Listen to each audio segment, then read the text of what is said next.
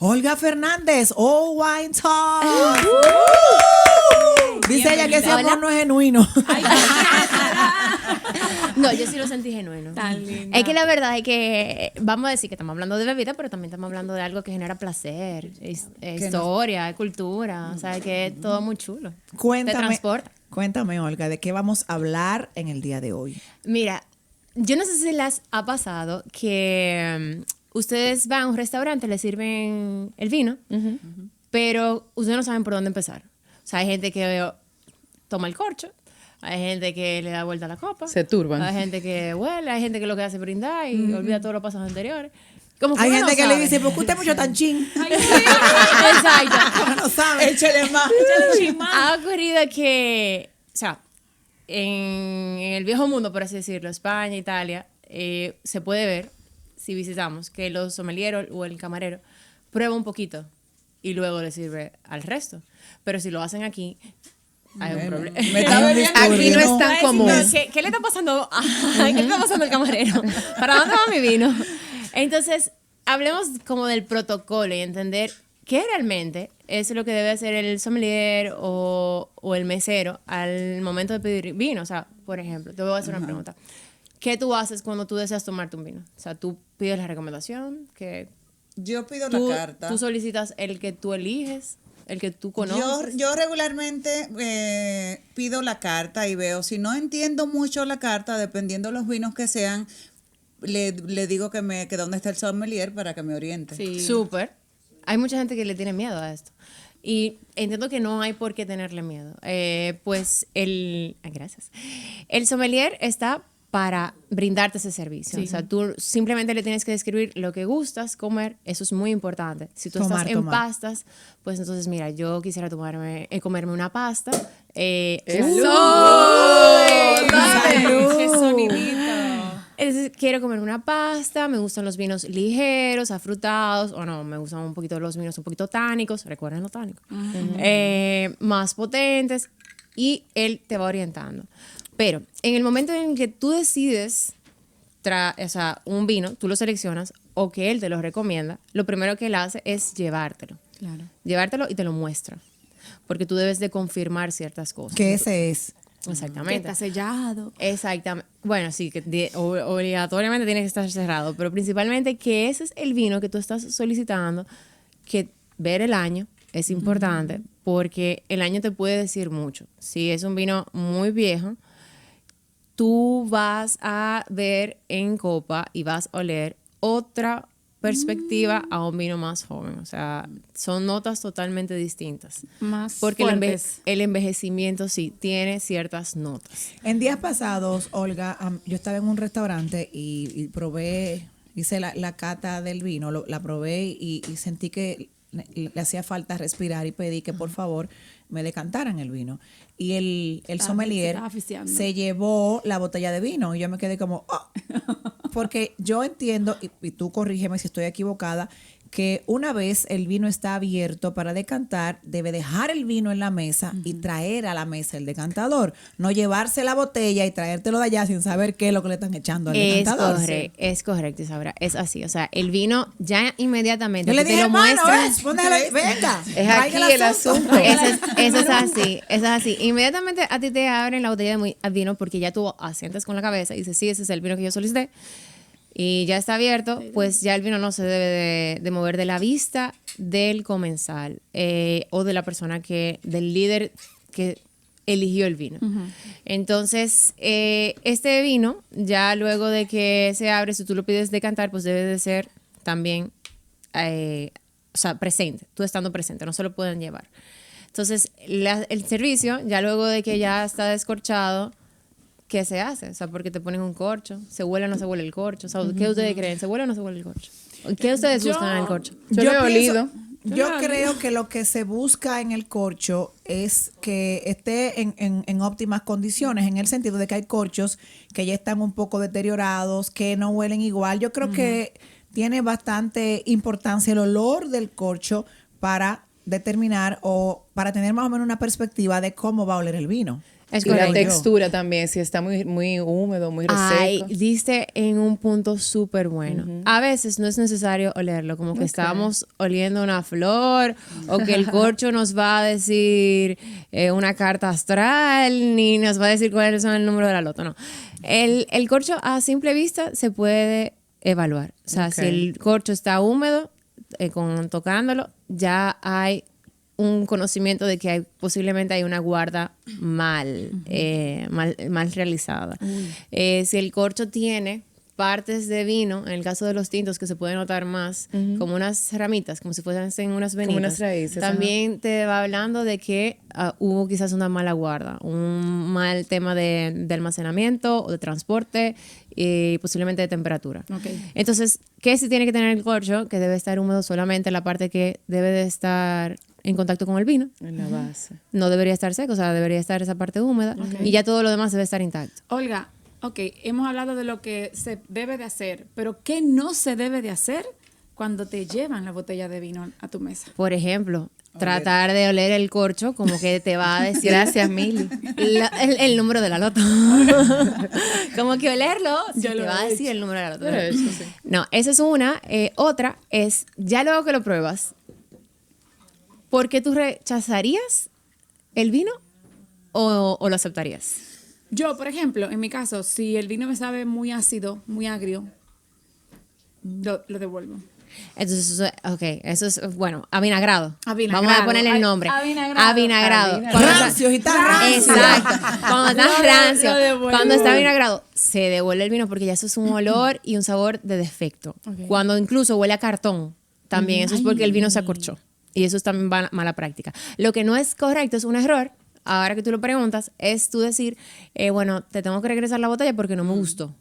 ¿Y qué Claro, hay de claro, cierto claro. de que, por ejemplo, el vino te va a saber diferente de acuerdo a tu paladar ese día o cómo tú te sientes? Porque me ha pasado que en ocasiones mi esposo me ha dicho, este vino me parece que está como raro, pruébalo. Y yo lo pruebo y yo le digo, a mí me sabe normal. Claro, pero si él se había comido un chicle mentolado, Ajá, no puede chulísimo. pretender que le O sepa bien el limón. vino. Chulísimo que tú pongas ese ejemplo, o limón. limón. O de paso, quizás Una te menta. comiste una ensalada, Exacto. tiene mucho tomate, mucha cebolla. O sea, hay también elementos. El tomate es un poquito enemigo del vino. Mira Principalmente del vino tinto. Hay que tomarlo como con pinza. Entonces, quizás tú tomas algo, tú comes algo, consumes, que te distorsiona un poco el sabor del vino, hasta cepillarte. No es incluso ideal, ideal el cepillarte e inmediatamente tomar vino. Espérate, el agua te sabe rara cuando tú cepillas. Oiga, y en ese El caso, café también. En ese caso, cuando tú sientes que tiene un olor o un sabor raro el vino, ¿cómo tú puedes manejar esa situación con el mesero?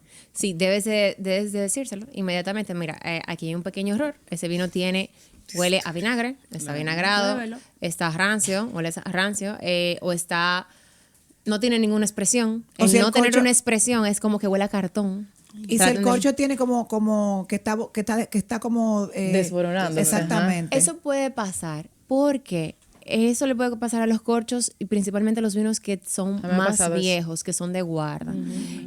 Ahí, cuando ocurre, es que deben de usar un descorchador de lámina. O sea, entonces ahí tú evalúas qué tan preparado realmente está el que te está brindando el servicio. También uno se vuelve más exigente y los restaurantes también, al ver que el comensal es más exigente, pues educa más a su personal.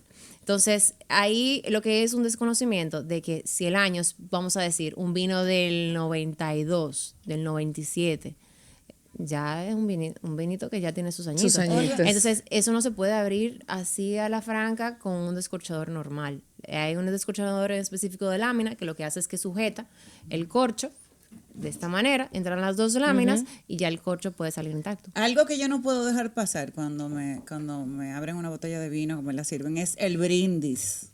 Eso es importante. Dime de eso, hay gente que no brinda, Dios mío, Ay, yo no puedo, yo no puedo. Ay, a mí me encanta No, brindar. eso Chin, es chin. súper importante. Eso es Cheers. súper importante. Hasta por lo que significa el brindis históricamente. O sea, eso es bendición. Eso es o sea, decir la palabra salud, señores. Yo digo brindemos. Eso es súper importante. Entonces, el brindis es algo que no se debe de dejar. O sea, es algo históricamente ¿Y lo de mirarse a los agradable. ojos?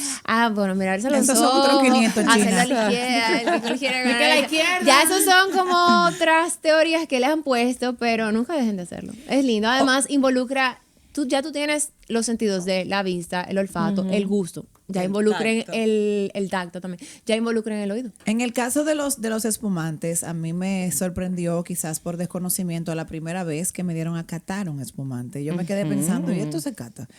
Pero posteriormente me ocurrió que probé uno y no tenía, como se dice en el campo, no tenía espíritu. No se le sentían las burbujas, no le vi el rosario. Ve que estoy aprendiendo. Rosario, ay, No le vi el rosario y dije, este como que lo congelaron y lo descongelaron. Y Sí. lo tuve que devolver. De hecho, le dije, wow, me da mucha pena porque es normal que si un vino o un espumante no esté en condiciones, devolverlo. Pero aquí a uno le da como penita. No. Yo le dije, no tiene efervescencia. Fíjate que no tiene las burbujas. En ese momento no me sabía la del rosario. Entonces, ¿realmente se cata el espumante o solamente en algunos lugares o como la vuelta por México? Sí, se cata. Incluso cuando vamos a una cata, el espumoso se debe catar en copas de vino. Porque ahí podemos realmente distinguir más los olores por la forma de la copa. En la de flauta se concentran más y no es más complejo el tema de catar. Pero si se cata visualmente, porque el color del espumoso, dependiendo del año también, si es un non-vintage, que son normalmente ya espumosos que están listos para beber, no son espumosos de guarda, pues tienen un color en específico, brillante, amarillo claro, pajizo. Si son ya más viejos, pues van a tener una nota más almendrada en color.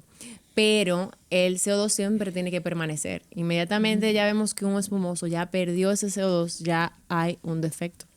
¿Qué Ya hay más, inmediatamente Olga? un defecto y sí lo puedes devolver. Olga, por ejemplo, para quienes nos escuchan y no son grandes conocedores de vinos, ¿cuáles vinos tú recomiendas? Por ejemplo, como tinto y blanco.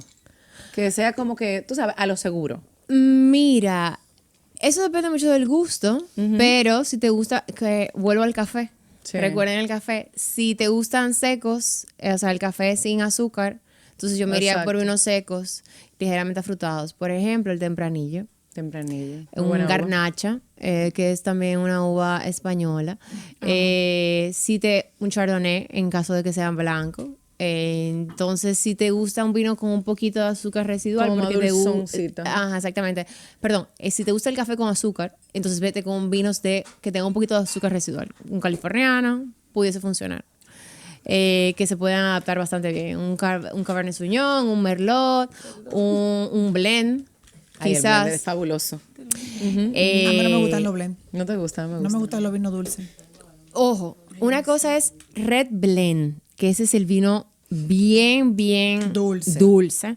Y otra cosa es un blend. Por ejemplo, la mayoría de los franceses, Bordeaux, Borgoña, tienen mezclas. Italia también hace vinos con mezclas que se llaman blends. Y no necesariamente son dulces. Sí. Argentina también puede generar mezclas entre Cabernet, Malbec, Cabernet Franc, que son dos uvas muy típicas de ellos, y no son tan afrutadas. El tema es el Red Blend. Hay una diferencia entre una y otra, porque el Red Blend es un término totalmente introducido en California. Y busca y se elabora con uvas que son bien afrutadas. O sea, sí tiene una alta concentración en azúcar en el momento de la elaboración. Olga, ¿dónde la gente puede seguirte para más información sobre estos temas? Sí, bueno, pues para seguirme pueden buscarme en Instagram como Olga Fernández o Wine Talks y pues quedo a la disposición para seguir respondiendo dudas que se hayan quedado. Por favor, Olga, no faltes nunca. ¡Salud! Se acabó el juego por hoy. El lunes volvemos a mover ficha de 10 a 12 del mediodía en La Bacana 105.7 FM.